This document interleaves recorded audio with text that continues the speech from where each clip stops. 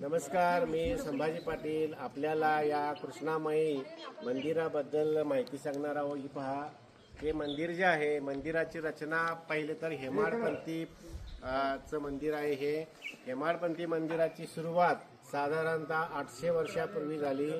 म्हणजे विजयनगरचे जे राज्य होतं किंवा देवगिरीचं राज्य होतं, या राज्यामध्ये हेमाडपंथ नावाचा एक वास्तुस्थापत्य होता आणि त्यानं ह्या मंदिरांची रचना कशी करायची याबद्दल संशोधन करून ही मंदिरं स्वतः बांधली. त्यानंतर आपल्या महाराष्ट्रात, पश्चिम महाराष्ट्रामध्ये भोजराजा होता, त्यानं अशा प्रकारची हेमाडपंथी मंदिराची रचना करून अनेक महाराष्ट्रात, पश्चिम महाराष्ट्रात विशेषतः मंदिरे बांधलेली आहेत. या मंदिराचं फार प्राचीन आहे असा इतिहास सांगतात, पण हेमाडपंथी मंदिरांचा जन्म 800 वर्षापूर्वी झाला. म्हणजे 800 वर्षानंतरच हे मंदिर बांधलेलं आहे. संपूर्ण मंदिर बांधण्याचे जे आहे ते दगड आणि चुना यांच्यापासून बांधलेलं आहे. पहा, आणि याचं लाईफ साधारणतः 1000 वर्षापेक्षा जास्त असू शकतं. अजूनही 1000 वर्ष ह्या मंदिराला काहीही होणार नाही.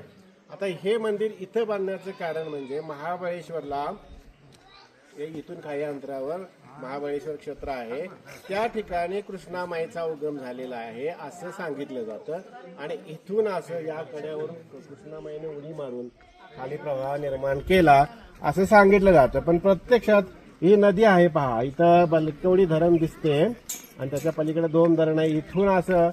इथून या बलकवडी धरणापासून 8 किलोमीटर अंतरावर पुढे जोरच्याही पुढे एक जोर गाव लागतं. या दरीतून या जोरच्याही पुढे 3-4 किलोमीटर अंतरावर त्या ठिकाणी या कृष्णामाईचा खरा उगम झालेला आहे. पण इथं सांगितलं जातं महाबळेश्वरवर हा अगदी छोटासा झरा आहे. हा मोठा प्रवाह आहे तो तिकडं आहे. कारण कृष्णामाईचा उगम किंवा कृष्णा नदीचा जो उगम आहे तो महाबळेश्वर क्षेत्रात झालेला आहे. पण जो पॉइंट दाखवलेला आहे तो प्रत्यक्षात तिथं झालेला नाही. त्याला एक तीर्थक्षेत्र म्हणून रूप देण्यासाठी ते केलेलं आहे. मुख्य प्रवाह किंवा मुख्य उगम आहे तो खाली जोरच्या पुढे आहे. इथले जे लोक आहेत, म्हणजे खाली गोळेवाडी आहे, वैगाव आहे, या इथले स्थानिक लोक दरवर्षी पावसाळ्यात इथून पाणी वाहतं, त्यावेळी कृष्णामाईला इथं एक साडी अर्पण करतात ह्या पाण्याच्या प्रवाहात. हा येथील एक संस्कृती इथल्या लोकांनी जपलेली आहे.